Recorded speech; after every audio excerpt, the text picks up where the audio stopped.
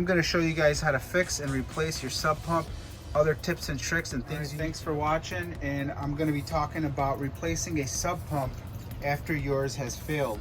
So what happened this morning was I walked in the basement, and luckily I felt some puddles of water, which was odd. It didn't happen where the sump pump area is. It didn't overflow here. I do have an alarm placed here so that when water touches the floor, it will do this. Two spots right there will get wet and the alarm will go off. Well, that didn't happen. What happened was my float got stuck. I'll try to get in here and show you guys what a float is. This float goes up, and then the sub pump will turn on. You hear it working, and when it goes down, it will turn off. I actually purchased a new sub pump because if it fails once, it's probably going to do it again. Obviously, my float is defected, and you just don't want to risk thousands of dollars in damage. So purchase a new sub pump with a different design. When you guys go to purchase a new sub pump, to make it easier on you, take pictures before you go to the hardware store of the size of pipe. You could see my pipe is 1 1.5. That's my pipe. And then down there it screws into the sub pump like the new one. It should be the same, but just in case, I got a rubber boot here. There's a name for this piece that I bought. Make sure that you have a stopper in here. I'm going to try to get in here and show you guys what I'm talking about. When the water fills up, there's a little stopper there. So that way my pipe is going all the way up. So when your pump does its job and pumps all that water out, this stopper will stop that water in that pipe instead of draining right back down in here. If you don't have one of these, you may burn up your pump very quickly, because what's happening is your float tells it to turn on, the water spits out, doesn't make it all the way up to the pipe. There'll be a lot of water and it will all fall back down without the stopper, and it doesn't hold it in its place, if you could understand what I'm talking about. So you got to make sure you have this piece in between there. Mine is actually right here, so it stops the water in that section. It says discharge sump pump check valve, so that's a stopper. Make sure you unscrew this. You see where they've placed it, it's just for the when they sell it. This piece actually has to lock around here on the PVC to hold it in place. So I don't know why they didn't put it there, maybe because they get lost or something. And I don't know why they gave you two of them either, because you're not supposed to, you don't really need two of them right there. Anyways, so make sure that you have the right pieces before you go to the hardware store, because you might end up coming home and realizing you need more parts. So this piece sits right here with a 1 1/2. It will fit it. The way this pump works, when water fills up, the pump will turn on. When water goes down, it will pump out. This is actually 1 horsepower. It's $229. So I went a little bit more expensive than the regular, like probably $120 one that was in here. Also, the flooding happened over here in this area. What this is, you may have these in your basement and you may have it covered in carpet. So what this is, it says backup valve access sleeve. So when the water overflows in your house, not in your house, but on the outside of your basement, you actually have water all around your walls. And so when your sub pump can't do its job and drain the water because it's set lower than the cement foundation that you have, it will start coming out of here. So I had water coming all out of here, and then I'm going to show you in the other side of the basement. When I walked over here this morning, I had water coming up right here and flooding into the bathroom from the back end. So it was coming out of that drain that you saw, and there must be one hidden in the carpet here that the water was overflowing and coming out of here. I'm like, what is this thing coming out of the walls? So I did my research and figured out what the problem was. I did lift the carpet up here a little just so it could air dry.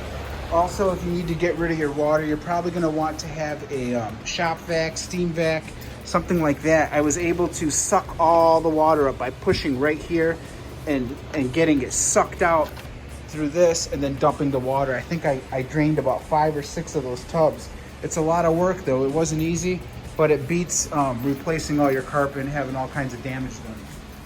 Back over to the sub pump. So the first thing I'm gonna do, make sure that you unplug your unit, or else you're gonna get squirted right in your face with this. It's happened many times, I've heard about it. when I do this kind of work. So if you don't unscrew it and you go and unscrew this, and if that thing kicks on, water is gonna go right up. So unplug your unit, that's the first thing you do, and then unscrew this piece right here.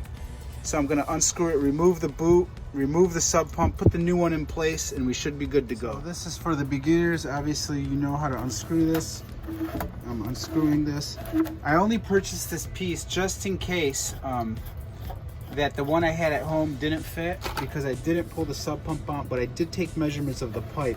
So if I need to, I could put this on, screw it on, if I don't end up returning it.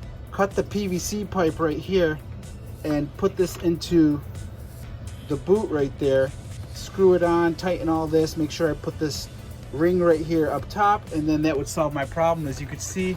So I measured the pipe and this fits, and it's gonna fit on the other end at the bottom if I need to cut it. So I'm gonna go ahead and unscrew that. Hopefully I could just screw it in, which I think it's the same size, it looks like.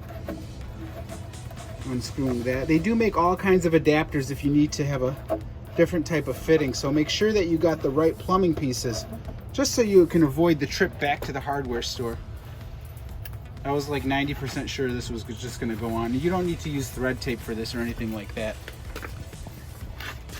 Place this down on the floor. I got one hand and I'm trying to record for you guys. So we're gonna get this on. Should be good to go. You don't need to call a plumber and they'll charge you $1,000 for a $200 pump, and you could do this yourself. Also, I want to throw in there that when I moved in here, there was about 3 inches of sludge and rocks down here. You really want to have this area clean, because you don't want your pump sucking in. The way a pump works, it sucks it in here and then tries to spit it out that PVC pipe. The last thing you want to do is a rock getting up in there and jamming up your whole system. So cleaning it out would help you. Just the bottom, you don't have to make it like shiny or anything like that, but you see that sand? I don't want that in there. I'm gonna clean that out just to make sure I don't run into any other problems. And one more warning for you guys. I know I've already stated this in the beginning, but do not plug this thing in until it's fully assembled, or that pump is gonna kick on and squirt water everywhere. So just make sure you do that. I'm gonna save you guys a big headache of getting wet. I'm dropping my unplugged unit down in here. If this was plugged in, this would have went off and we would have had a mess right now. Go ahead and insert this into the rubber boot. Make sure you got it deep enough where it goes past this, I don't know what you call that ring. I'm gonna go ahead and screw this up, compression ring or whatever you want to call it. Also, depending on what type of sub pump you get, make sure that your flow, if you purchase one of these kind, it doesn't go up and down. I really don't like this design that came with the home, where this can get stuck on these little ripple edges, and that can cause it to get stuck if somebody pushes this pipe, because your pipe might move around and then that thing gets caught on one of these, and then guess what? Your pump's not gonna work because your float is stuck up against one of these ripples, and then you got a whole big mess again. So I really like this design where this float can't get stuck anywhere. I'm gonna go ahead and plug this in. All right, make sure your wire's not somewhere where it's gonna get caught or snagged. I'm actually gonna zip tie those wires so they're out of the way, nice and tight. Nobody's gonna bump this. Sub pump did its job. That's its first pump. Looks good. If you learned anything here, just all I ask is give me a thumbs up. Thanks for watching. Go fix that pump.